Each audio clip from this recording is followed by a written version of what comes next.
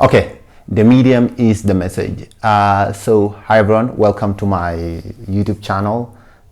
So I've just started this channel new and I've been trying to share some of my ideas. Hopefully that 3 people will listen to it and hopefully that it will make sense to one person out of those 3. This type of content, I'm calling it Kwaje takes. Kwaje to mean Kwaje, takes to mean my views on issues, and in it I'll try to share snippets at I hopefully like less than 10 minutes. I think at start I might go more than that, and I just want to talk about like few technological changes or technology features and how they're shaping our lives and our perspective. Today I want to discuss a phrase popularly known as the medium is the message.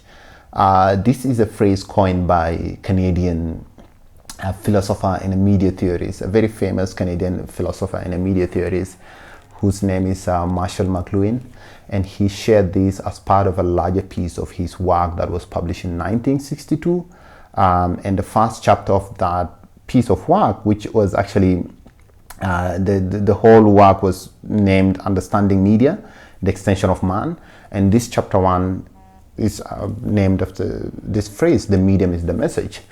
McLuhan published this in the 1960s, 1962, and that was a period where Western societies and Western, Western civilization was kind of transitioning from the print media as the predominant way of information sharing and radio waves and into TV. TV was becoming a constant presence in people's sitting rooms and stuff like that, and as such a lot of programs were coming over on TV. And I think a few years after that, 1967 or so, people were able to watch the moon landing from the comfort of their sitting rooms.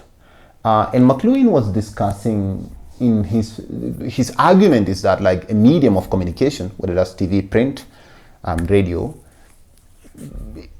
is like the medium itself has a larger impact on what the message is, more so than the message itself. Of course, that's a very provocative idea by then, and I think also to some extent even now to some people.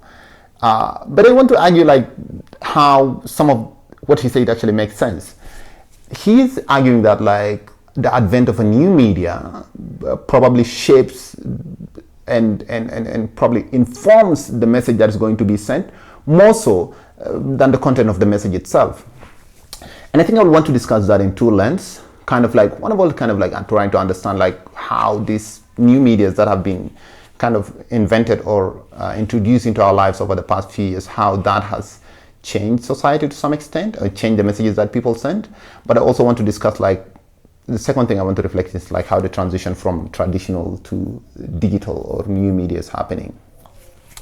When you look at the social media or all types of media that have been kind of like online digital media that have been introduced over the last few years, 15, 10 years, and even like 2 years back, these medias have definitely shaped the messages.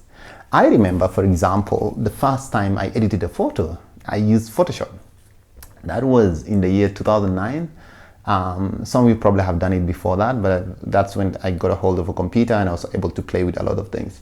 And I took Photoshop and the first thing I did is I superimposed the text over my photo, just basically saying, Nelson Kwaje. Probably it was a funky photo of me being a gangster by then.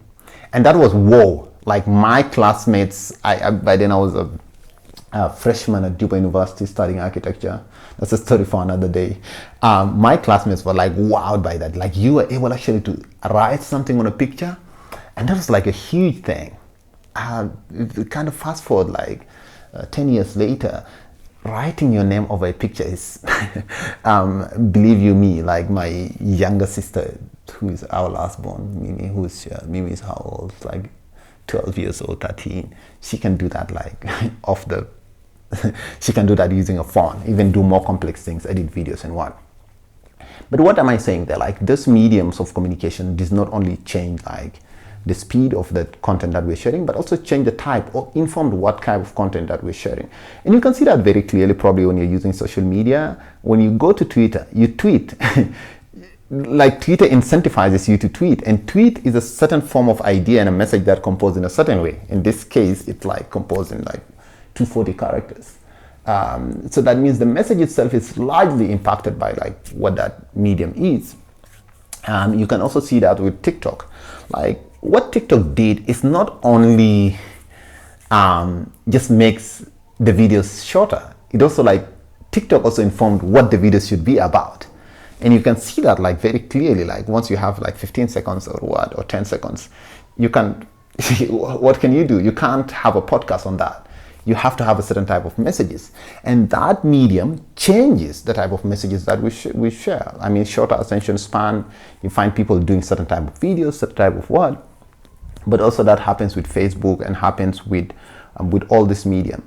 So like in a nutshell, these mediums of communication, social media itself, really impacted the type, like informs and kind of is the message that is being sent. And what, I mean, worst case scenarios of that, you see like how people discuss like how Facebook incentivized or to some extent contributed to polarization of societies, and also kind of increasing the divide that already existing, or making people click into a lot of misinformation and disinformation, because the medium itself encourages and incentivizes that types of messaging. And you also see that in terms of Twitter, like how polarization increases on Twitter, and how you see the content itself is very combative. It's always binary, like or retweets, do or do what. So like you find that like doesn't encourage nuance and stuff like that. And that actually shapes and changes society.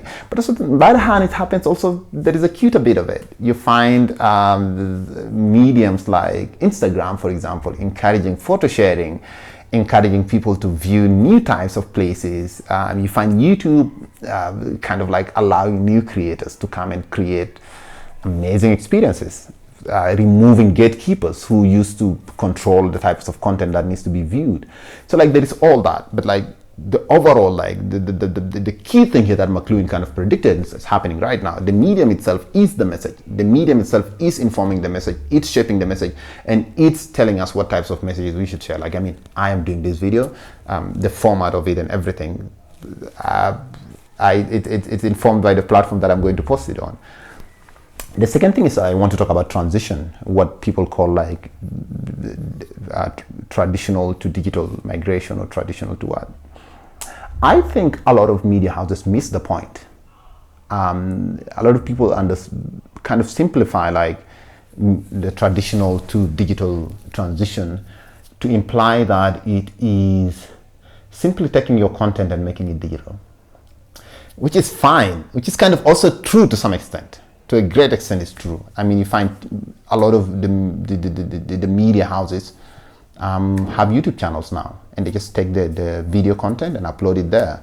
And a lot of all the studios take their movies, sell it to streaming services and what.